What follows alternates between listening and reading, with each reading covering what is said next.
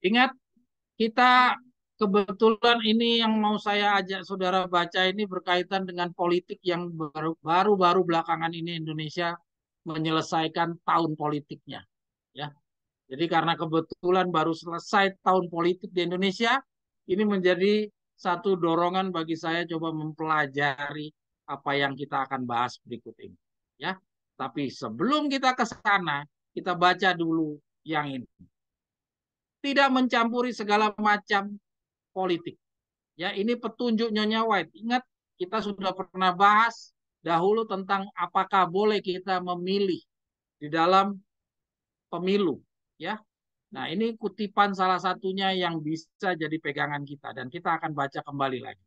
Kristen, ya, betapa banyak orang yang ada yang belum mengerti akan artinya. Jadi banyak orang yang nggak begitu ngerti tentang apa sih yang namanya Kristen itu. Itu bukanlah sesuatu yang dipakai di sebelah luar. Jadi bukan hanya di tampilan. Itu adalah suatu kehidupan yang ditempa dengan kehidupan Kristus. Jadi artinya di dalam kehidupan. Itu berarti bahwa kita sedang memakaikan jubah kebenaran Kristus. Ya, jadi bukan di tampilan luarnya, tapi bagaimana jubah kebenaran Kristus itu kita pakaikan di dalam diri kita, baik di luar maupun di dalam diri kita. Mengenai dunia, nah ini mengenai dunia, itu tadi Kristen. Itu yang tadi yang namanya Kristen adalah seperti itu. Sekarang kita bicara mengenai dunia. Mengenai dunia, orang-orang Kristen akan mengatakan, kami tidak mau mencampuri segala macam politik. Ya, tadi kalau Kristen itu memakai jubah kebenaran Kristus baik di luar maupun di dalam, si orang Kristen ini pada saat dia kepada lingkungan berkaitan dengan dunia, dia katakan demikian. Ya, orang Kristen yang sudah memakaikan kehidupan kebenaran Kristus di dalam dirinya, dia akan mengatakan, kami tidak mau mencampuri segala macam politik. Mereka akan mengatakan dengan tegas, kami adalah musafir-musafir dan orang-orang asing. Kewarganegaraan kami ada di atas. Kami tidak akan terlihat memilih teman-teman bagi kepelesiran. Mereka akan mengatakan kami telah berhenti untuk dirangsang dengan perkara-perkara kekanak-kanakan. Jadi bagi orang-orang yang namanya Kristen, yang sudah memakai jubah kebenaran Kristus, ya, bicara politik, bicara kepelesiran, itu adalah perkara-perkara kekanak-kanakan dari kacamata orang yang sudah berjubahkan kebenaran Kristus. Kita harusnya seperti itu. Kami adalah orang-orang asing dan musafir yang sedang mencari sebuah negeri yang berpondasi, yang pendiri dan pembuatnya adalah Allah. Ya, jadi kita ini orang-orang musafir di dunia ini. Jadi karena kita ini hanya orang-orang musafir di dunia ini, dinyatakan sama Nyonya di sini kita tidak perlu mencampuri segala macam politik. Ya, segala macam politik kita nggak usah ikut campur. Ya, yang kita mau bahas ini memang politik, tapi kita nggak masuk di dalam politiknya. Tapi kita coba melihat dari kacamata apa yang akan terjadi di depan kita. Ya, pergolakan-pergolakan berkaitan dengan politik itu yang kita akan baca. Ya, daripada kita berspekulasi-spekulasi tentang politik termasuk politiknya Indonesia, marilah kita coba ikuti demikian tertulis. Mari kita lanjut. Dela, silakan.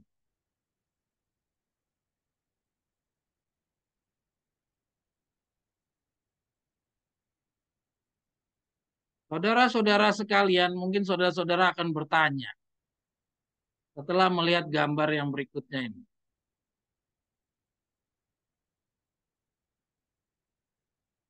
Apa kaitannya gambar ini dengan kita calon 144.000? Inilah yang saya kira saudara akan mempertanyakannya kepada saya.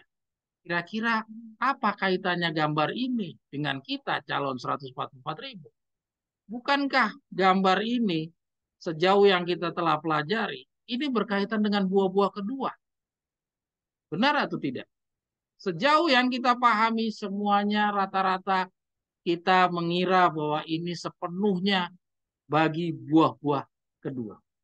Ada enggak pengaruhnya kepada buah-buah pertama? dari seorang perempuan. Yang saya akan bahas di sini adalah seorang perempuan yang dinamakan Babel. Ya. Saya tidak bahas tentang patung binatang bertanduk duanya. Tapi yang saya akan bahas dari gambar ini adalah perempuan Babel. Pertanyaan saudara pasti akan bertanya, apa hubungannya dengan kita calon 144.000? Mari kita lanjutkan dahulu pada pengenalan terhadap siapa perempuan Babel ini. Mari kita lanjut. Bella, lanjut.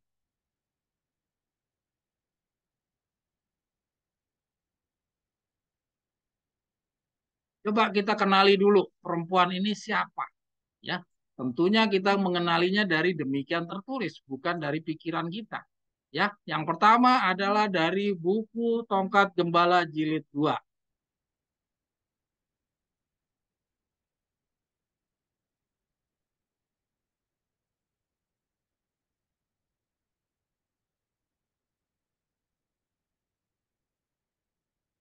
Kita pertama kenali dulu perempuan ini siapa, baru nanti kita akan bahas setelah kita mengenalinya.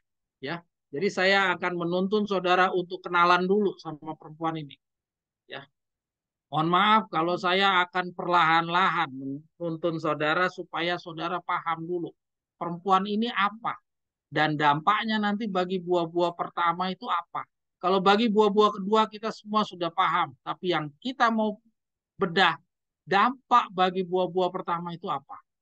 Karena kita sekarang akan menghadapi 40 hari, maka apa yang akan kita pelajari ini benar-benar terjadi di dalam periode kita. Ya, pertama, tongkat gembala jilid 2. Perempuan itu duduk di atas binatang, kepala dan di atas banyak air. Ya, dia duduk di atas binatang, kepala dan di atas banyak air. Pada dasarnya sebenarnya terbalik. Dia di banyak air dulu, di kepala, baru terakhir di binatang. Tapi sama Victor Utev dituangkannya judulnya seperti ini. Kita lanjut. Ya, kita baca pelan-pelan. Simbol mengenai perempuan itu duduk pada binatang itu akan menemui kegenapannya apabila federasi agama itu akan membentuk suatu aliansi dengan penguasa-penguasa dunia.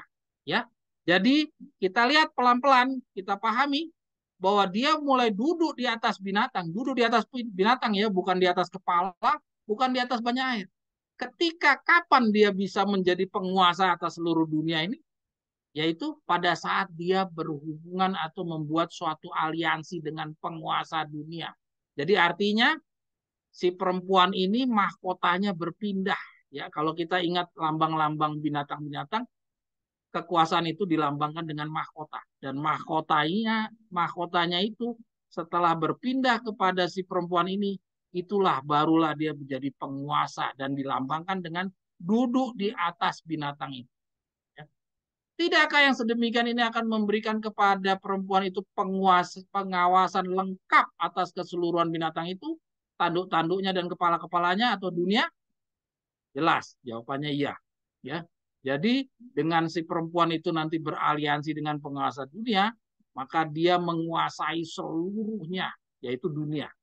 Ya, keseluruhan binatang itu tanduk-tanduknya dan kepalanya dia kuasai semua. Tapi itu kapan? Pada saat dia menguasai seluruh dunia. Kapan itu? Jelas kita sudah pahami. Itu di dalam periode buah-buah kedua, bukan di dalam periode yang pertama. Ya, kita lanjut dulu. Kita belum mendapatkan jawabannya apa kaitannya dengan buah-buah pertama. Pada waktu itu, firman yang berikut ini akan menemukan kegenapannya dengan tepat. Maka ia memaksakan semua orang, kecil, besar, miskin, kaya, merdeka, maupun hamba untuk menerima suatu tanda pada tangan kanan mereka atau pada dahi mereka, dan supaya tidak seorang pun dapat berjual beli terkecuali yang memiliki tanda atau nama dari binatang itu. Ini yang kita sudah pahami sejauh ini. Ya, sejauh ini itu semua berdampak kepada buah-buah kedua. Ya, kita lanjut dulu. Oleh sebab itu keberhasilannya yang pertama, duduk di atas banyak air, tak dapat tiada, telah jadi di masa lalu mendahului simbol nubuatan ini diungkapkan. Kemudian duduk di atas kepala-kepala akan menjadi keberhasilannya yang kedua. Dan duduk di atas binatang itu adalah keberhasilannya yang terakhir. Ya, nah jadi kita lihat perempuan ini dia di banyak air, terus dia banyak ke kepala-kepala, dan yang terakhir dia kepada di punggungnya binatang itu.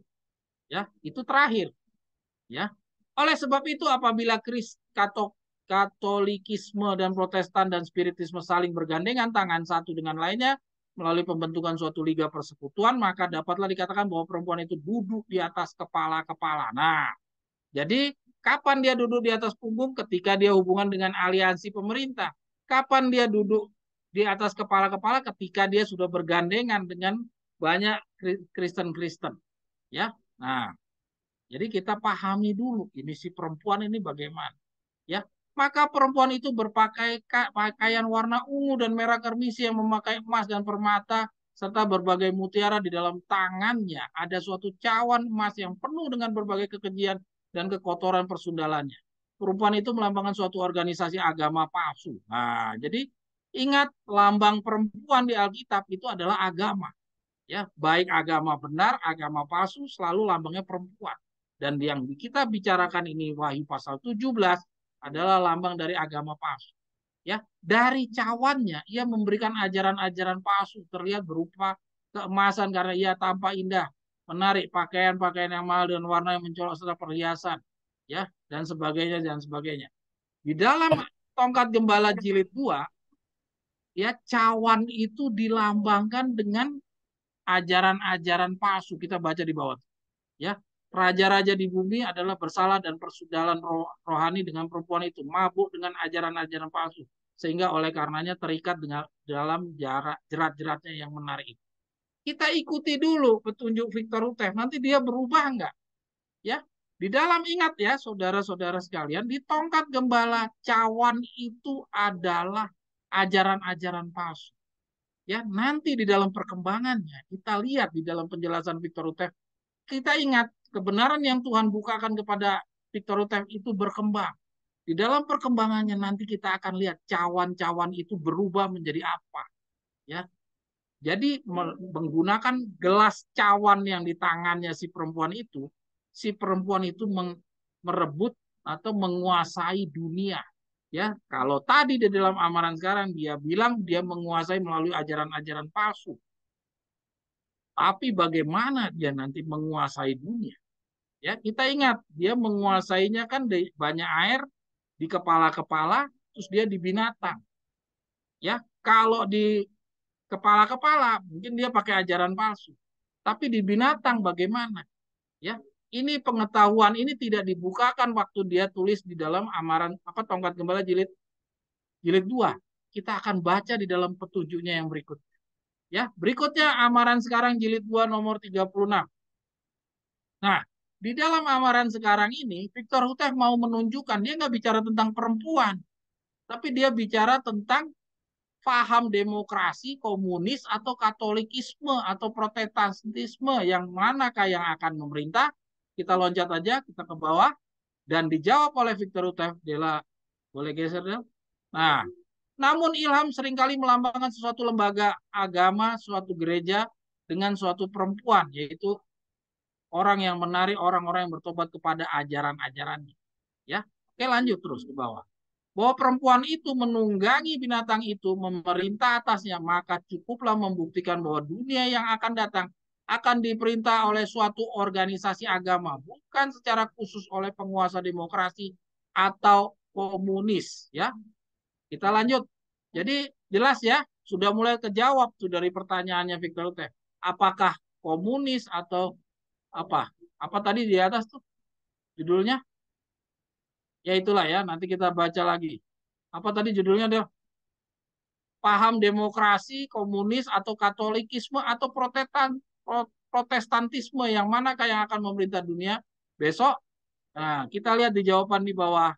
Jelas bukan komunis katanya. Karena perempuan yang akan duduk.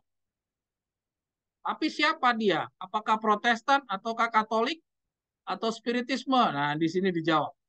Bahwa binatang itu melambangkan suatu masa periode di mana komunis sedang akan menguasai tampuk pemerintahan dunia. Ya, jadi Victor Hutef sudah meramalkan bahwa nanti ini Raja Utara, Raja Selatan itu komunis yang menang. Padahal Raja Utara Amerika, Raja Selatan Muhammadan. Komunis di mana? Komunis kan tidak bukan melambangkan Raja Utara atau Raja Selatan. Komunis ada di belakang. Kalau kita belajar dari cerita Raja Utara, Raja Selatan, komunis nanti akan membantu Raja Selatan. Jadi di sini Victor Hugo sudah tunjukkan bahwa nanti yang menang itu bukan Raja Utara, bukan Raja Selatan juga, tapi komunis yang di belakang daripada si Raja Selatan akan menguasai tampuk pemerintah dunia. Tetapi bagaimanapun juga Tuhan akan mencegahnya. Jadi Tuhan ambil alih. Ya, Tuhan mengambil peran di sana dengan menggerakkan hati mereka untuk menyerahkan kuasa dan kekuatan mereka kepada binatang itu dan menyerahkan kerajaan mereka kepada binatang itu sampai kelak firman Allah digenapi. Nah, jadi saudara bisa lihat di sini terjawab siapa nanti yang akan duduk di pemerintahan terakhir. Ya, pemerintahan yang terakhir yang duduk adalah bukan Katolikisme, bukan Protestantisme, bukan Spiritisme, tapi gabungan agama-agama. Ya, jadi bukan komunis juga. Walaupun komunis itu menang. Pertanyaannya berikutnya, oke lanjut, Dela.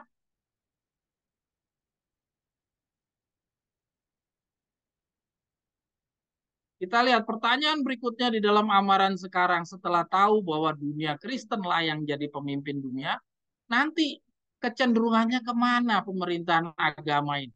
Ya, kita lihat di dalam amaran sekarang jilid 2 nomor 18 dijawab oleh Victor Hugo.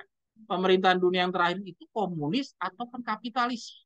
Tadi kata-kata kapitalis tidak dimunculkan di dalam pertanyaan Victor Hugo di dalam amaran sekarang yang sebelumnya. Tapi di sini dia tegaskan lagi, komunis atau kapitalis. Padahal tadi sudah terjawab bahwa komunis itu sudah tidak akan memimpin dunia, tapi dunia Kristen, ya, dunia agama yang akan memimpin. Nah, sekarang pertanyaannya, memimpinnya apa? Agama komunis, ya, agama yang terpengaruh komunis ataukah agama yang terpengaruh kapitalis? Sekarang kita coba lihat jawabannya. Semua kenyataan ini menunjukkan bahwa walaupun komunis muncul merupakan penguasa berikutnya yang akan memerintah dunia, tetapi nubuatan ini secara simbolis menunjukkan bahwa dunia selanjutnya akan diperintah oleh suatu sistem pemerintahan agama internasional, yaitu Babel yang besar itu suatu agama tandingan terhadap agama Kristus dan sebuah tiruan dari perempuan yang terdapat dalam Wahyu pasal 12. Oleh sebab itu, binatang yang merah kermisi itu adalah simbol dari pemerintahan dunia yang akan dikembangkan secara perlahan-lahan di dalam PBB. Nah, itu saya garis bawahi, saudara-saudara sekalian. Ini amaran sekarang. Dan ini Victor Hugo yang bicara, bukan saya. Saudara lihat, dia bilang apa? Perlahan-lahan di dalam PBB. Kalau begitu, si perempuan ini bukan tiba-tiba muncul di dalam buah-buah kedua, di dalam periode buah-buah kedua. Kalau dibilang perlahan-lahan, kemunculan si perempuan ini sudah harus ada sebelum periode buah-buah kedua. Kalau begitu, di dalam periode siapa? Di dalam periode buah-buah per pertama. Dan karena kita calon-calon buah-buah pertama, maka harus menjadi perhatian kita kemunculan si perempuan Babel ini. Walaupun kita selama ini ngira perempuan Babel ini nanti pengaruhnya kepada buah-buah kedua, tapi dengan petunjuk Victor Hutem ini, mau tidak mau kita membuka mata kita. Yang dahulu kita pahami kepada buah-buah kedua, sekarang kita harus rubah. Kita harus pahami bahwa pengaruh perempuan ini juga ada dampaknya kepada calon buah-buah pertama, ya. Dan awalnya kita harus lihat dari apa? Pergerakannya si PBB. Maka kita harus amati apa yang terjadi di dalam pemberitaan-pemberitaan di dunia ini terkait dengan tingkah lakunya PBB dengan kemunculannya si perempuan ini. Maka kita semua akan mengira, kalau begitu apa yang akan muncul di dalam perserikatan agama-agama di PBB? Ada nggak pergolakan apa yang sudah ada di dalam PBB terkait dengan kemunculan agama-agama? Ya, pasti kita akan berpikir ke sana. Padahal tidak. Mari kita ikuti petunjuknya Victor Hugo dari Wahyu 18 ayat 8 sampai 13. Kita akan lihat apa yang harus kita amati dari PBB. Kemunculannya perlahan-lahan itu melalui apa? Apakah lewat agama? Tidak. Jawabannya kita lihat di dalam Wahyu 18 ayat 8 sampai 13 yang disampaikan oleh Victor Hugo. Ingat, ini sudah melalui Sakaria pasal 4. Saya tidak langsung ngambil dari pohon dari ayatnya, tapi ini sudah di dalam amaran sekarang. Jadi artinya sudah di dalam mangkok Sakarya pasal 4. Mari kita lihat yang dihitamkan saja. Maka segala raja di bumi yang sudah berzinah dengannya dan yang sudah hidup dengan lezatnya bersama-sama dia akan meratapi dia dan akan menangis karenanya. Ya, kita baca lagi lebih lanjut. Dan segala pedagang di bumi akan menangis dan meratapi dia karena seorang pun tiada lagi yang membeli dagangan mereka, yaitu dagangan emas, perak, dan berbagai mutiara, permata, kain kasa, kain ungu, dan sutra, dan kain merah kernisi, dan segala kayu yang harum baunya, dan segala botol, dan seterusnya, dan seterusnya. Ya, kita lanjut lagi ke Wahyu 18 ayat 14 sampai 21. Kita baca dulu penjelasan Victor Utek. Ia telah memiliki segala perkara yang ditaruh di dalam tangannya. Dan tangannya telah ditaruh dalam segala perkara. Tapi kini kemuliaannya berakhir. Jadi nubuatan Wahyu 18 ini bicara tentang kehancurannya si perempuan ini. Tapi yang kita menjadikan pelajaran bagi kita. Apa? Kita lihat bagaimana perempuan ini nanti akan muncul.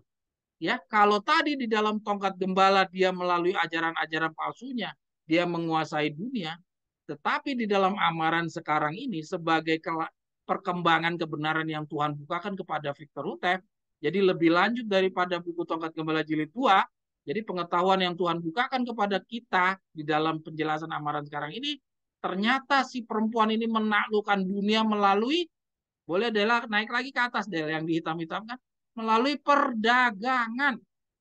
Ya, boleh ke bawah lagi Del. Kita lihat di dalam penjelasan Victor Utef, ia telah memiliki segala perkara ditaruh di dalam tangannya. Jadi yang mangkok cawan yang ada di dalam tangannya yang dulu di dalam tongkat gembala dibilang itu ajaran-ajaran palsu, ya, di dalam penjelasan amaran sekarang ini kita dibukakan lebih luas bahwa ternyata cawan itu isinya adalah perdagangan. Jadi si perempuan ini menaklukkan dunia lewat perdagangan. Perang Raja Utara, Raja Selatan boleh dimenangkan oleh si Raja Selatan dan komunis. Kamu boleh menang, tapi perdagangan saya pegang. Kamu nggak bakalan bisa beli senjata, kamu nggak bisa beli amunisi, kamu nggak bisa beli logistik kalau tidak lewat sistem perdagangan yang saya ciptakan. Jadi semuanya mau tidak mau pemenang perang itu memberikan 1 jam lamanya kepada si perempuan ini untuk menguasai dunia. Itu yang menjadi pertanyaan. Oke, lanjut. Ya, Wahyu 18 ayat 14 sampai 21. Mari kita baca lebih lanjut. Ini lebih tegas lagi bahwa cawan itu isinya apa? Ya, terus. Nah, para pedagang dari semua perkara ini yang sudah dikayakan olehnya akan berdiri dari jauh sebab takut akan sengsaranya. Jadi banyak orang dibikin kaya dari si perempuan ini. Ya, jadi bangsa-bangsa yang pingin kaya harus nempel sama si perempuan ini. Jadi perempuan ini bukan jualan agama, tapi perempuan ini pegang perdagangan. Ya, kita baca lagi terus.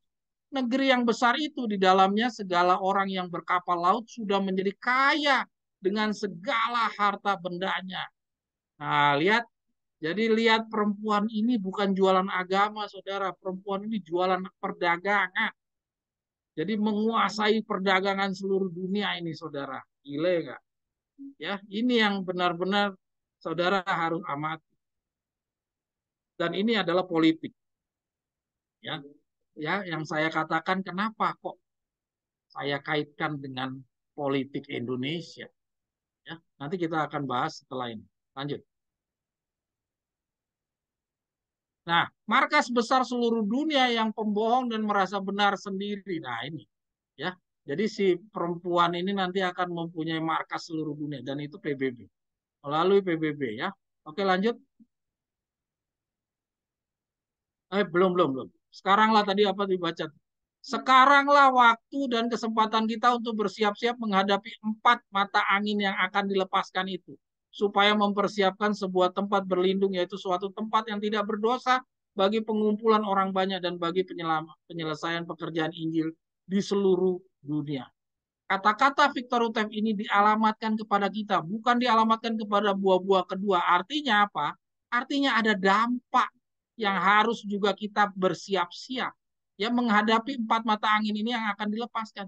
Jadi ini adalah bagian dari cikal bakal empat mata angin itu dibuka. Yang kita sudah pelajari ada pra kesusahan Yakub, ya, ada pra kesusahan Yakub. Jadi ini adalah bagian yang juga kita harus waspadai. Selain kita selalu mewaspadai perang Raja Utara, pada kesempatan ini kita terbuka kepada kita. Gulungan kebenaran dibukakan kepada kita untuk kita juga waspadai tentang perang dagang. Ya, oke lanjut. Kita saksikan bahwa sistem pemerintahan ini didirikan lain untuk maksud membuat para penganutnya menjadi kaya dalam nama agama.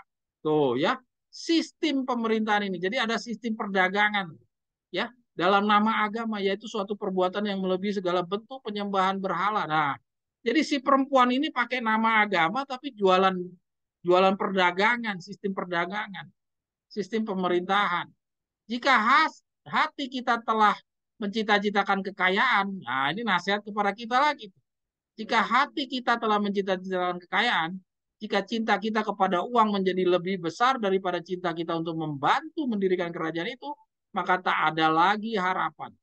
Mereka yang sedemikian ini akan mendapatkan diri mereka tertarik secara magnetis ke bawah, ke dalam Babil. Jadi walaupun Babilnya belum ada, ya belum duduk di punggung, tapi cikal bakal si Babil ini juga akan membahayakan kepada kita kalau kita ikut-ikutan apa sistem perdagangan yang mereka ciptakan ini. Jadi kita disuruh jauh-jauh lah daripada mencintai segala kekayaan.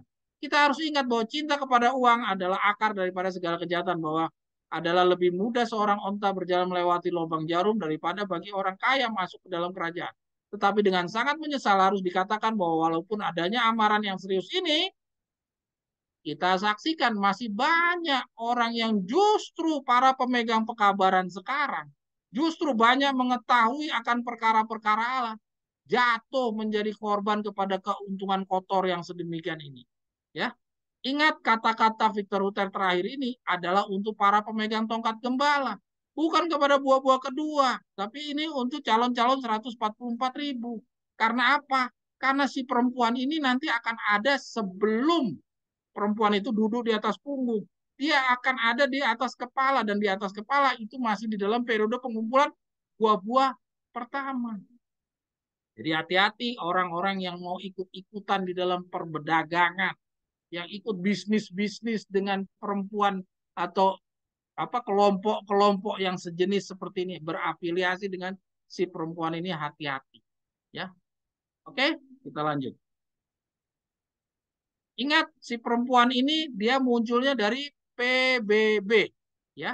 Jadi kalau kita tanya dari Indonesia, mana mungkin saya berhubungan dengan PBB. Ingat, PBB punya kaki tangan, saudara.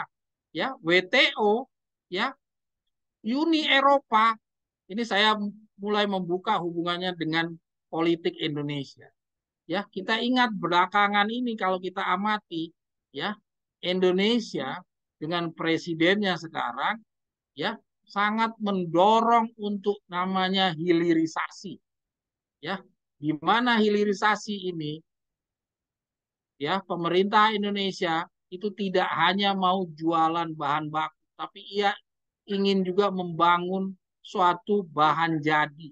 Nah, bahan jadi ini puluhan tahun, ya, itu dibuat di pabriknya Eropa, Uni Eropa dan Amerika.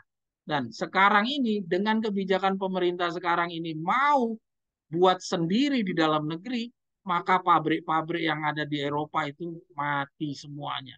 Dan melalui PBB, ya, melalui PBB, pemerintah Indonesia ditekan melalui World Trade Organization, ya, dia menekan pemerintah Indonesia untuk membatalkan rencana untuk bikin pabriknya sendiri. Karena mereka mati semuanya, keuntungan mereka hilang, ratusan triliun hilang. Ya, ini yang saya coba kaitkan dengan perkembangan apa yang ada di depan mata kita. Ya, jadi melalui WTO dia akan menekan negara-negara yang punya bahan baku. Ya, melalui perdagangan dia akan tekan negara-negara untuk tunduk kepada dia. Ya, mari kita baca lebih lanjut. Oleh sebab itu kita telah melihat lagi bahwa pemerintahan dunia yang terakhir akan kelak bukanlah bersifat komunis ataukah yang bersifat kapitalis, melainkan pemerintahan agama yang lebih menyukai paham kapitalis daripada komunis. Jadi pemerintahan perempuan ini adalah pemerintahan agama yang perdagangan, ya, agama dengan konsep perdagangan sebagai sarana untuk menguasai dunianya. Ya. Jadi melalui WTO, World Trade Organization, dia akan menekan semua dunia-dunia yang tidak mau tunduk sama organisasi mereka ini. Sekarang ini belum kelihatan karena dia belum berafiliasi dengan pemerintah, dia belum menguasai punggung binatang itu, sehingga belum kelihatan. Tapi dia sudah dibentuk perlahan-lahan di dalam PBB. Ya, mari kita baca lebih lanjut. Sebuah pertanyaan, mengapa setelah peperangan Raja Utara dan Raja Selatan dimenangkan oleh Raja Selatan bersama pendukungnya komunis tidak secara otomatis menguasai dunia menggantikan Assyria, tetapi sebaliknya naik berkuasa adalah perempuan Babel muncul menunggangi binatang merah Kemisi? Jawabannya adalah karena perdagangan. Dan ayat tersebut di atas memberikan gambarannya dan penguasaannya melalui PBB. Ya, jadi kita lihat melalui PBB si perempuan ini nanti perlahan-lahan muncul ke permukaan, menggantikan si Assyria. Ya, pertanyaannya bagaimana dia bisa menggantikan posisi komunis yang menang peperangan? Ya, jawabannya adalah melalui perdagangan. Jadi bisa saudara bayangkan kalau perdagangan dia pegang, saudara boleh menang perang, tapi perdagangan, amunisi, logistik, logistik makanan, logistik perbekalan perang, semuanya harus lewat sistem perdagangan. Dan sistem perdagangan dikuasai oleh perempuan Babel ini. Ya, si perempuan Babel ini nggak jualan agama, tapi jualan pengaruh perdagangan. Ya, dan itu dia lakukan lewat PBB. Dan sekarang kita sudah lihat WTO. Ya, saudara-saudara bisa mengikuti. Bella lanjut deh. Ini adalah materi pengenalan terhadap si perempuan. Sekarang kita analisa. Petunjuk Victor Utef kaitannya dengan calon 144.000 itu apa? Ya, tadi kita belum begitu jelas, belum tegas. Sekarang kita coba lihat petunjuk Victor Utef berikutnya yang secara tegas menunjukkan dampaknya kepada calon buah-buah pertama, yaitu Simbolikot jilid 13 nomor 1 dan 2. Bagai keadaan dunia pada waktu kelepasan umat Allah. Yesaya 30 ayat 30-31. Ya. Mari kita baca di sini saudara. Sekarang kita coba lihat kaitannya dengan calon buah-buah pertama secara tegas. Itu di mana? Disinilah ditunjukkan oleh Victor Utef kaitannya kepada kita. Sehingga nasihat-nasihat Victor Utef yang tadi itu benar-benar berlaku kepada kita untuk kita berhati-hati. Cinta akan uang itu hati-hati. Artinya kita sudah terpengaruh dengan dampak dari perempuan-perempuan ini. Ingat perempuan-perempuan ini juga nanti akan melalui perdagangan, dia punya agen-agen di seluruh dunia. Hati-hati. Kita lanjut.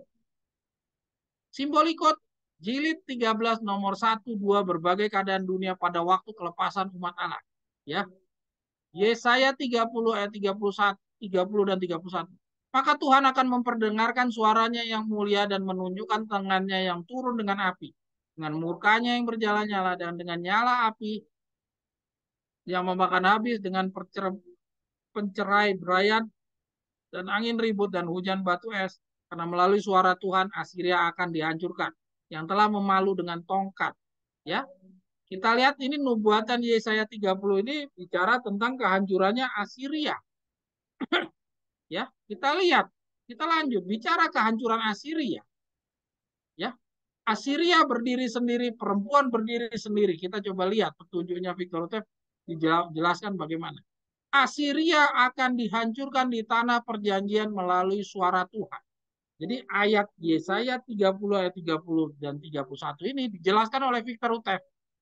Assyria akan dihancurkan di tanah perjanjian melalui suara Tuhan. engkau belum mengetahui sekarang apa yang akan dikatakan oleh suara itu. Jadi sekarang ini kamu belum tahu apa yang ditunjukkan oleh Victor Hutef ini. Ya, cuman diberitahu bahwa akan Assyria itu akan hancur di tanah perjanjian. Ya, siapa Assyria? Kita sudah sama-sama belajar, yaitu Inggris dan Amerika dan teman-temannya. Ya, Raja Utara dari Nubuatan Wahyu apa Daniel pasal 11. Tetapi apabila ia itu datang, engkau akan mengetahuinya. Maka sekiranya engkau belum perlu mengetahuinya sekarang, engkau akan harus mengetahuinya kemudian. Jadi di zamannya Victor Hugo mungkin orang-orang nggak begitu tahu. Tapi di saat kemudian katanya, di saat kemudian kamu harus tahu. Kalau di zaman Victor Hugo hidup kamu nggak tahu ya mungkin nggak apa-apa. Tapi engkau harus mengetahuinya kemudian. Jadi bagi calon-calon 144.000 kehancuran Assyria ini harus menjadi suatu objek pelajaran fokus. Kenapa? Karena calon 144.000 itu akan dilepaskan di masa perang. Jika engkau menanti-nantinya, engkau akan mengenalinya tanpa ragu. Ya, jadi kalau kamu menanti-nantikan peristiwa ini, kamu nanti akan mengenalinya tanpa ragu. Bagaimana bisa mengenalinya tanpa ragu? Ya otomatis penginjil gembala guru dibukakan pengertian. Kira-kira mungkin seperti itu. Ya, oke. Ini catatan dari saya, nggak usah kita baca. Lanjut. Ya, ini catatan saya buat maksudnya supaya para pembaca dari Google Drive yang tidak ikut Zoom bisa baca sendiri arah penjelasannya kemana. Oke, lanjut Dela. Nah, kita baca lagi nih amaran sekarang. Ya, marilah kita kenangkan selalu bahwa kita oleh diri kita sendiri tidak akan mengetahui apapun dari hal rencana-rencana Allah, terkecuali sesuai dengan yang diceritakan oleh hamba-hamba pilihannya, yaitu nabi-nabi, dan sesuai apa yang kita saksikan dari hari ke hari. Jika kita setiap hari berjalan bersama Allah, jika kita percayakan segala-galanya kepadanya, maka segala tanggung jawab adalah padanya. Ya, ini adalah referensi dasar kita menjawab petunjuk Victor Hutef di atas tadi. Bahwa maka sekiranya engkau belum tahu mengetahui, boleh kata lagi Del. Ya, ini menjawab kata-kata Victor Hutef tadi di atas. Maka sekiranya engkau belum perlu mengetahuinya sekarang, engkau akan harus mengetahuinya kemudian. Jika engkau menanti-nantikannya, engkau akan mengenalinya tanpa ragu-ragu. Nah, bagaimana kita bisa mengenalinya kalau Victor Hutefnya sudah meninggal? Ya, nah jawabannya adalah kutipan yang barusan di bawah tadi. Dia geser lagi ke bawah. Jawabannya adalah kutipan yang berikutnya di bawah ini. Ya, nah ini dia ya. Jawabannya adalah amaran sekarang adalah ke atas Del. Amaran sekarang jilid 1 nomor buku 2 nomor 7 ya. Ini jawabannya. Jadi kita menyaksikan dari hari ke hari. Kita tidak hanya yang disampaikan oleh nabi-nabi, tapi apa yang kita saksikan dari hari ke hari itu memberikan petunjuk ya. Bagaimana kita mengetahui Assyria ini bagaimana nanti akan dihancurkan ya.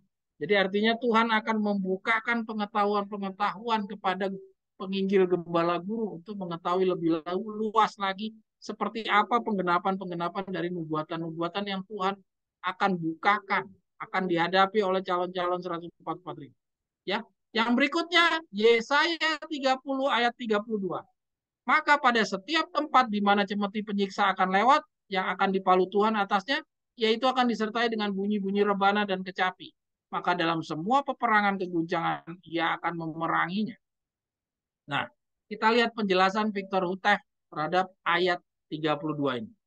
Berbicara mengenai peristiwa ini, Nahum mengatakan pohon-pohon ara akan tergoncang hebat dan pohon-pohon itu akan rebah. Apa yang sedang terjadi dalam kegoncangan yang sudah dimulai di dunia pada waktu ini, beberapa orang besar sudah jatuh. Dan mungkin sekali bahwa alasan perempuan Babel itu akan didudukan untuk memerintah dunia akan tergantung pada pohon-pohon itu. Para penguasa yang harus lebih dulu jatuh dalam kegoncangan yang kini baru dimulai. Ya, jadi saudara-saudara lihat perempuan itu naik, ya, itu tergantung kepada pohon-pohon ini harus jatuh duluan, ya, ya. Saudara kita ulangi lagi, perempuan ini naik itu tergantung kepada si pemimpin-pemimpin dunia ini harus dijatuhkan dahulu, ya. Melalui apa dijatuhkannya? Ya, melalui PBB. Ya, jadi harus dibikin jatuh, ya, bukan lewat PBB secara langsung, tapi melalui sidang-sidang WTO itu dia akan menekan dan dia akan menaruh agen-agennya di negara-negara. Kita menyaksikan dari hari ke hari pemberitaan kayak kasus-kasus yang terjadi di Indonesia belakangan ini, kita bisa lihat bahwa di dalam pemilu yang paling terakhir ini di Indonesia, ya, pemerintahan Amerika dan Uni Eropa itu punya agen-agen di Indonesia untuk menjatuhkan pemerintahan Indonesia. Mungkin saudara boleh mengatakan Enco lebay, Enco berlebihan. Tapi kalau kita baca seperti gambaran ini, caranya perempuan ini menjatuhkan si pemerintah-pemerintahan pohon-pohon kayu ini bagaimana caranya, pohon-pohon ara ini bagaimana caranya, ya, adalah caranya melalui orang-orang di dalam. Kalau saudara ikuti berita tentang negara Indonesia dari sejak Indonesia merdeka, ya, ternyata pemerintahan Amerika itu sudah ikut campur di Indonesia. Ya, saya udah berkembang nih pembicaraan. Indonesia itu sudah dicampuri oleh CIA. Ya, jadi kemunculannya Soeharto itu semuanya muncul lewat tekanan pemerintah-pemerintahan yang mempunyai pemegang perdagangan-perdagangan di dunia ini. Jadi dia masuk pada negara-negara yang mempunyai sumber daya alam. Saddam Hussein dijatuhkan. Apa tuh sama Muammar Gaddafi itu dijatuhkan oleh pemerintahan Amerika. Kenapa?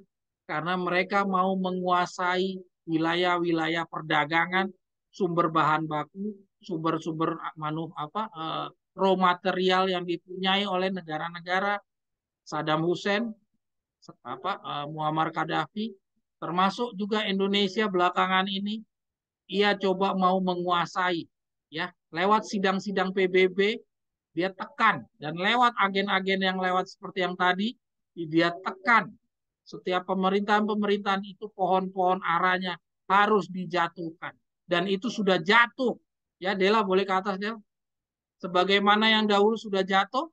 Dia bilang tuh, ya, apa yang sedang terjadi dalam kegoncangan yang sudah dimulai di dunia waktu ini, beberapa orang sudah jatuh, beberapa orang sudah jatuh, Muammar Gaddafi sudah jatuh, Saddam Hussein sudah jatuh, ya, dan mungkin sekali bahwa alasan perempuan itu akan didudukkan untuk memerintah dunia akan tergantung pada pohon-pohon itu. Jadi pohon-pohon itu yang pemimpin-pemimpin negara-negara yang mempunyai sumber daya alam, ya, yang mau dikuasai oleh si perempuan ini. Kan tadi kita sudah baca perempuan itu akan bermain di dalam perdagangan. Jadi semua negara-negara yang tidak mau tunduk kepada si organisasi WTO melalui PBB ini akan digoyang, ya. Digoyang melalui apa? Ya, bagaimana kita lihat para pemimpin yang sudah jatuh. Saudara buka sejarah-sejarah bangsa-bangsa, pemimpin-pemimpin yang sudah dijatuhkan itu adalah melalui agen-agen intelijen, ya, melalui cara-cara yang seperti itu juga. Itu akan diteruskan pola yang sama sampai dengan perempuan itu nanti sepenuhnya duduk di atas punggung. Dia kuasai seluruh wilayah perdagangan di dunia. Dia boleh geser.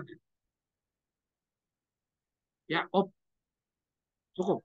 Ya, jadi dia akan kuasai seluruh perdagangan di dunia melalui cara menjatuhkan para pohon-pohon ara ini. Jadi setelah dia kuasai seluruh pemimpin-pemimpin dunia yang mempunyai sumber bahan baku, ya, dia kuasai, barulah nanti perlahan perempuan itu akan duduk di atas punggung. Dan bersamaan dengan itu, Raja Utara kalah perang. Dan kekalahan perang Raja Utara ini memberikan sarana untuk si perempuan itu duduk di atas punggung. Ya, kita baca lebih lanjut. Seperti pasal sebelumnya, maka pasal berikut dari Yesaya akan memulai membicarakan masalah kejatuhan Yehuda. Dan ini pun mengajarkan suatu janji tentang pengembaliannya. pada kita diceritakan bahwa alasan kejatuhan Yehuda adalah karena mereka menaruh harap pada Mesir, gantinya mematuhi Allah. Wow. Nyata bicara perempuan ada kaitannya dengan Raja Utara, Raja Selatan. Bicara tentang apa kehancuran Yehuda, bicara juga tentang berharap kepada Mesir. Wow, luas sekali ini. Sekarang kita coba baca catatan yang saya buat. Ini luas sekali, belajar ini luas sekali, saudara. Ya, kita coba lihat. Bila selama ini kita memahami bahwa nubuatan tentang perempuan Babel akan berdampak kepada buah-buah kedua, namun dalam penjelasan Victor Utem atas ayat Yesaya 30:32, di atas kita perlu mengembangkan pengertian bahwa ternyata terdapat suatu peristiwa yang penting sebelum perempuan Babel itu duduk berkuasa, dan peristiwa itu terjadi di dalam periode Assyria, yaitu saat-saat di mana 144.000 buah-buah pertama akan dilepaskan. Kita paham bahwa perempuan Babel adalah penguasa yang akan muncul setelah periode Assyria. Berarti ramalan dari penggenapan pohon-pohon ara tergoncang di atas akan terjadi dalam masa akhir dari nasib Assyria. Dan hal tersebut masih dalam proses pengumpulan 144.000. Jadi sementara pembicaraan ayat-ayat Yesaya 30 itu berbicara mengenai Assyria, ya tadi kita bicara Assyria ya. Coba Dela naik ke atas dulu 30, 31. Dela naik ke atas dulu. Ayat 30, 31. Ya, nah, up. Atas. Nah, up. Ya, geser lagi dikit. Nah, kita lihat ini kan bicara Assyria akan dihancurkan di tanah perjanjian melalui suara Tuhan. Nah, di antara bicara Assyria mau dihancurkan, Victor Hutep bicara tentang perempuan. Ya, Victor Hutep bicara perempuan. Padahal Yesaya nggak bicara perempuan. Tapi si Victor Hutep kaitkan bicara perempuan. Lanjut deh lah ke catatan yang tadi deh.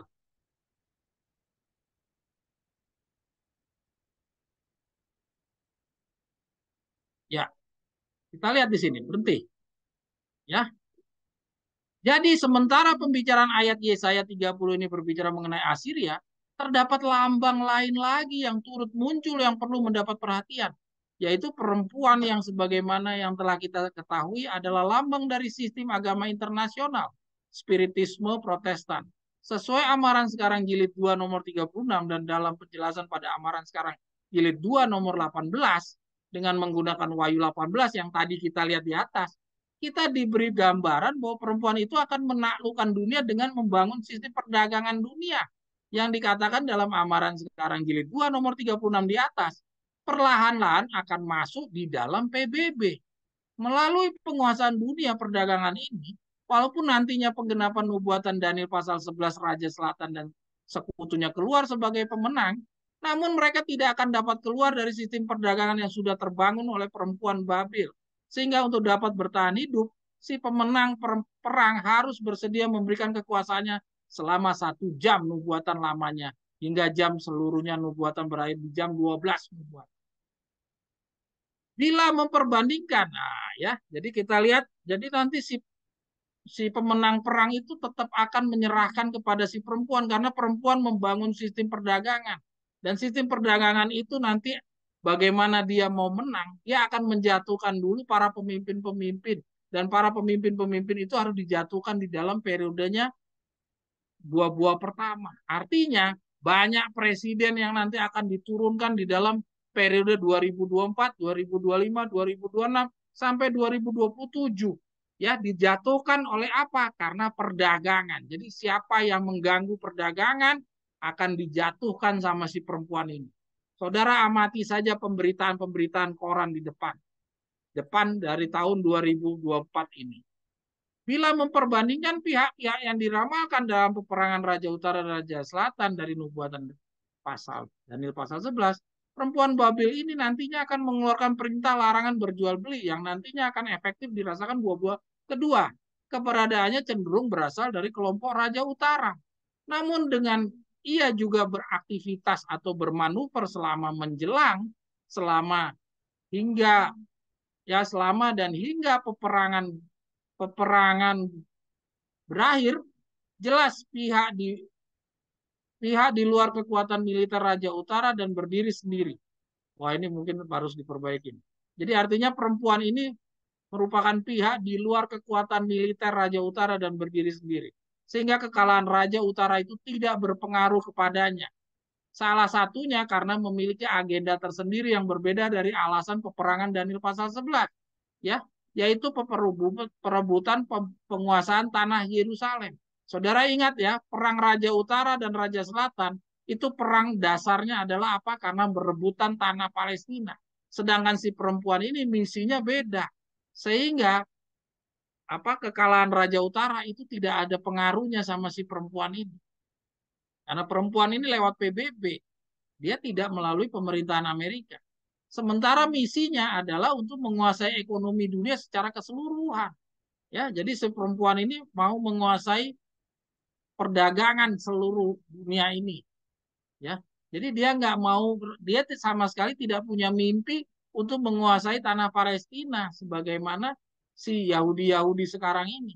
Ya, uraian Victor Hutef di atas cukup jelas bahwa kejatuhan para pohon-pohon ara di dalam periode Assyria sebagai usaha untuk menaiknya perempuan Babel menjadi penguasa selanjutnya menunjukkan bagaimana ia akan menjadi penguasa dunia melalui perdagangan. Ya, bukti-bukti berita sejarah negara-negara hingga perkembangan sekarang di dunia menunjukkan hal yang sedemikian. Setiap pemimpin negara pemilik sumber daya alam atau raw material yang tidak bersedia tunduk kepada negara-negara pembuat sistem perdagangan melalui kekuatan sipil pemerintah ditekan hingga diturunkan paksa seperti Saddam Hussein, Muammar Gaddafi, dan sekarang terbaru dalam politik negara Indonesia. Dewasa ini pun terlihat upaya yang sama dilakukan melalui sidang-sidang WTO. Upaya penggulingan-penggulingan sebagaimana yang telah terjadi pada negara-negara pemilik sumber alam, boleh digeser? Yang tidak bersedia tunduk terhadap kehendak penguasa sistem perdagangan seperti ini akan lebih banyak lagi kita akan saksikan hingga kelepasan kelepasan 144.000. Sementara ini perempuan Babel ini melalui perdagangan masih berada di belakang kelompok pemerintahan Assyria. Tidak terlihat tampak sebagaimana dikatakan dalam Amaran Sekarang Jilid 2 nomor 36. Oleh sebab itu binatang yang merah kermisi itu adalah simbol dari pemerintahan dunia yang akan dikembangkan secara perlahan-lahan di dalam PBB. Jadi sementara ini masih belum terlihat di permukaan karena dia masih di belakang. Sementara ini secara perlahan-lahan dikembangkan melalui PBB. Akan tetapi nanti bila Assyria telah kalah perang, barulah ia akan muncul ke permukaan sendirian. Ya, dia akan muncul sendirian, nggak ada lagi Amerika di belakangnya. Sementara keadaan bangsa-bangsa di dunia sedang berperang menggenapi nubuatan Daniel pasal 11 dan berebut memenangkan kekuasaan perdagangan sebenarnya yang sedang kita bahas. Hal yang terjadi dengan Yehuda, nah sekarang kita bicara kata-kata Yehuda yang tadi di atas. Yehuda contoh saingan ada atau gereja Advent disebutkan mereka menaruh harap kepada Mesir. Ya tadi di atas kita baca selain Victor Hutef bicara tentang Assyria, bicara tentang perempuan, dia bicara juga Yehuda yang bersandar kepada Mesir. Ya, kata-kata ini sesuai dengan Amaran Sekarang Jilid 1 nomor 33 adalah berasal dari Yesaya 33 ayat 1 dan 2 yang berbunyi, celakalah orang yang pergi ke Mesir minta pertolongan yang mengandalkan kepada kuda-kuda yang percaya kepada keretanya yang begitu banyak dan kepada pasukan kuda yang begitu besar jumlahnya.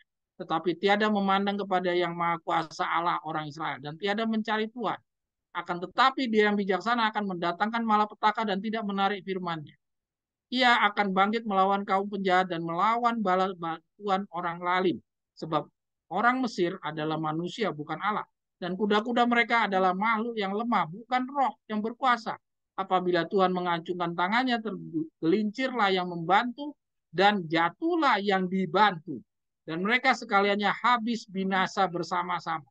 Sebab beginilah firman Tuhan kepadaku, seperti seekor singa dan singa muda menggeram untuk mempertahankan mangsanya dan tidak terkejut mendengar teriakan seluruh pasukan gembala yang dikerahkan melawan dia dan tidak mengalahkan terhadap keributan mereka. Demikian Tuhan seruan sekalian alam akan turun berperang mempertahankan Gunung Sion dan Bukit Sionnya. Walaupun Tuhan mengizinkan kerajaan kuno yang dahulu itu ditaklukkan oleh bangsa kafir, kata-kata firman ini menunjukkan bahwa ia tak lama lagi akan melepaskannya. Bukan saja akan dilepaskannya umatnya dan Gunung Sion, melainkan juga akan ia akan mempertahankan. Ya, kita lihat. Oleh karena, nah itu tadi Victor Hutef kata-katanya ya. Sekarang kita coba lihat dalam penjelasan yang kita bisa analisa. Oleh karena dalam buku Simbolikot jilid 13 nomor 1-2 dalam menjelaskan tukang kayu dari Sakaria 1 ayat 20 dan 21 dinyatakan kemudian orang Yahudi akan kembali dan menguasai tanah itu. Yesaya, Daniel, dan Nahum juga memberikan kesaksian nubuatan terhadap kenyataan itu bahwa akan terjadi perang dan kekacauan kelepasan umat Allah pada masa kerajaannya dikembalikan di bumi ini. Maka untuk mencari tahu alasan mengapa Yehuda mencari perlindungan di Mesir, kita perlu melanjutkan melihat kepada buku kabar-kabar perang meramalkan yang juga menegaskan hubungan nubuatan Yesaya dan Nahum. Oke, kita terus. Mungkin kita loncatin aja ya yang dimiringin itu Del. Ya, intinya saya cuma mau menunjukkan kalau kita bicara nubuatan Nahum, kita bicara juga nubuatan Yesaya. Dan di mana nubuatan Yesaya? Di sana diceritakan tentang Syria, Yehuda, Israel, Assyria adalah merupakan contoh-contoh. Maka demikian pula Immanuel. Kita lihat di sini. Jadi dari buku kabar-kabar perang meramalkan menunjukkan kalau kita bicara nubuatan Nahum itu ada hubungannya sama Yesaya. Dan nubuatan Yesaya yang dimaksud di dalam buku kabar-kabar perang meramalkan adalah konfederasi. Kita lihat di sini ada Syria, Yehuda, Israel, dan Assyria adalah merupakan contoh-contoh. Maka dengan demikian pula Immanuel juga harus merupakan contoh. Dan kalau Immanuel merupakan contoh, ada Maher Salah Hasbas juga merupakan sebuah contoh lain lagi. Jadi, Dela boleh geser, Del?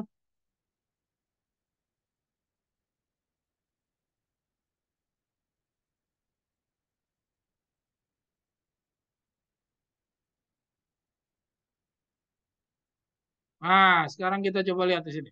Dari kutipan di atas sekarang menjadi paham alasan mengapa dikatakan Yehuda pun pergi ke Mesir. Meminta pertolongan adalah karena adanya konfederasi.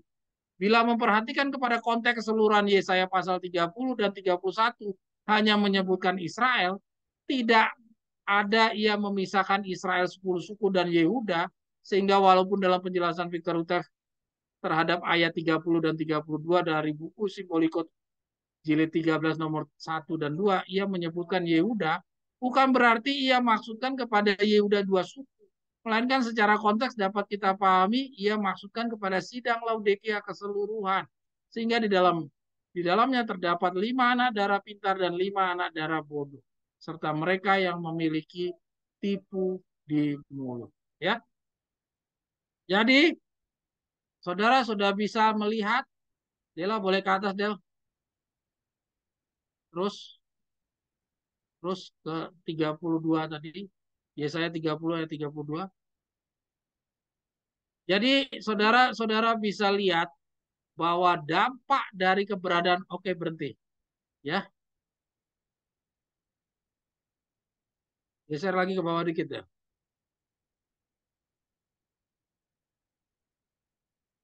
bawah lagi deh,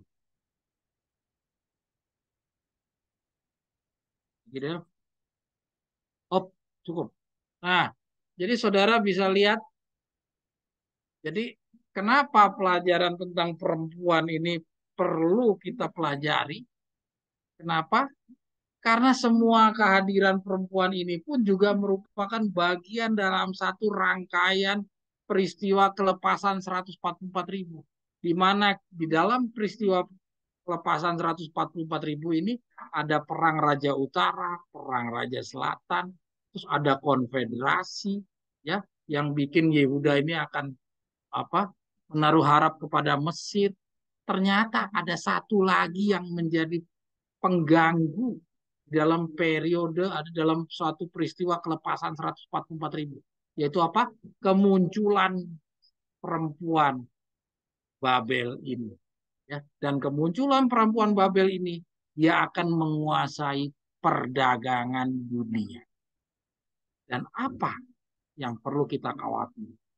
Kalau perang Raja Utara Raja Selatan itu menciptakan rasa takut sehingga mendorong adanya konfederasi, maka si perempuan ini menciptakan apa, saudara?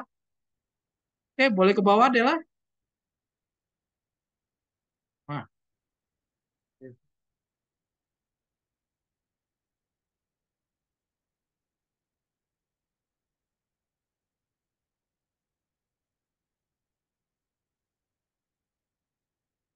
ya.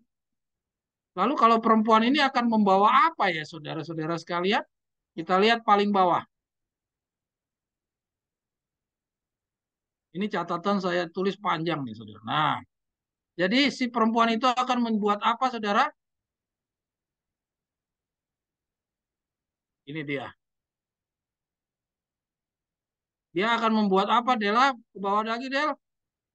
Lagi pula adalah pasti selama iblis masih hidup, bahwa ia akan menggunakan setiap cara apa saja yang mungkin untuk menambah-nambah sesuatu kepada kebenaran Allah yang ada atau mengurangi sesuatu dari kebenaran itu sambil lebih mempersulit dan menakut-nakuti terutama membesar-besarkan segala penderitaan berbagai nasib kurang beruntung dari pihak orang-orang suci supaya dengan sedemikian ini sedapat mungkin berhasil menjatuhkan mereka ya. Saudara lihat, jadi di dalam periode yang paling terakhir ini, setan akan menggunakan setiap cara apa saja yang mungkin untuk nambahin kebenaran, untuk ngurangin kebenarannya. Tapi di luar kebenaran ini, dia juga akan mempengaruhi apa? Dia akan membuat kita sulit dalam kehidupan mencari nafkah. Dia akan menakut-nakuti terutama yang membesar-besarkan segala penderitaan, berbagai nasib kurang beruntung dari pihak orang-orang suci. Kalau kurang beruntung itu dalam hal apa? Tentunya dalam hal ekonomi, ya. Karena dalam hal kebenaran sudah di atas, nambah-nambah dan kurang-kurang. Dan yang dipengaruhi oleh setan adalah dia bikin nasib kurang beruntung, dan kurang beruntung ini akibat dari apa? Akibat dari pada tingkah lakunya si perempuan yang tingkah lakunya adalah menjatuhkan para pohon-pohon ara. Ya, dia akan menjatuhkan pohon-pohon ara. Ya, kita baca lebih lanjut. Terutama sekali ia akan bergantung pada dua cara yang terkuat dan yang sangat berhasil, yaitu faham-faham yang ekstrim. Yang satu mendorong ke kanan dan yang lainnya mendorong ke kiri. Dalam usahanya untuk mencerai beraikan sebanyak mungkin orang-orang daripada jalan yang di tengah. Maka ia akan berusaha mengendalikan kelas orang-orang yang satu ke dalam fanatik, paham fanatik yang berapi-api, dan menjerumuskan kelas orang yang lain ke dalam sifat acuh tak acuh. Yang, Dela boleh geser Del? Yang dingin, yang tidak bersemangat. Untuk terakhir ini, ia akan berusaha menyadarkan kelas orang-orang yang pertama bahwa penderitaan-penderitaan dan berbagai nasib kurang beruntung mereka adalah akibat yang nyata dari penurutan mereka yang tidak sempurna terhadap kebenaran sekarang. Dan akan mengolok-olok kelas orang yang terakhir itu sebagai terlalu ketat fanatik dalam iman mereka. Orang-orang yang akan dapat tahan sampai kepada kesudahan hanyalah mereka yang dengan seksama mengawasi langkah-langkah mereka untuk tidak dihanyutkan, baik oleh tambahan-tambahannya terhadap perbuatan-perbuatan ilham ataupun oleh pengurangan-pengurangan daripada perbuatan-perbuatan ilham yang ada. Tetapi orang-orang yang menerima pekabaran akan bersuka cita dan bukannya didorong dan seterusnya ya. Jadi nanti kita akan seperti Ayub, seperti ya calon 144.000 harus seperti Ayub, harus seperti Dela boleh geser Del, ya.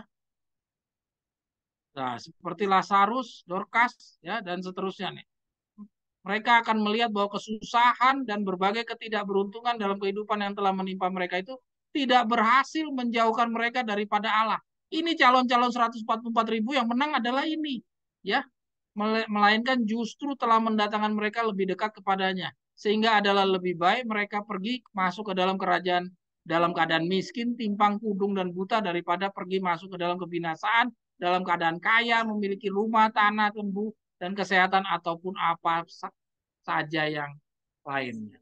Kira-kira demikian pelajaran kita kesempatan ini. Jadi hati-hati saudara, artinya dari gulungan kebenaran yang paling terakhir dari tentang perempuan yang akan menjatuhkan pohon-pohon ara, artinya kita akan menghadapi suatu kondisi ekonomi, krisis ekonomi. Jadi 144.000 kemungkinan akan menghadapi kondisi kehidupan yang kurang beruntung atau boleh dikatakan miskin. Jadi artinya ini adalah satu perjuangan, saudara. Kalau kita cuma masalah melawan tambah kurang, mungkin kita bisa menang. Tapi kalau kita dibuat miskin, dibuat kekurangan, ada krisis ekonomi karena perdagangan dikuasai oleh si perempuan yang duduk, yang perlahan-lahan digelar oleh PBB, berapa mampu kita bertahan? Dan itu adalah ujian yang paling terakhir yang setan buat, ya. Setan bukan hanya nyerang dari konfederasi, rasa takut dari peperangan, tapi setan juga bikin daripada kemiskinan. Ya, ini ada di depan kita. Dan ini gulungan yang paling terakhir dibukakan kepada kita adalah ini. Ya, semoga kita bisa menyerap pelajaran ini dan kita mempersiapkan diri. Terima kasih. Silakan kalau ada yang mau komentar, kita tutup pelajaran Sabat ini. Silakan, mungkin kita akan tutup doa untuk akhir dari pelajaran kita.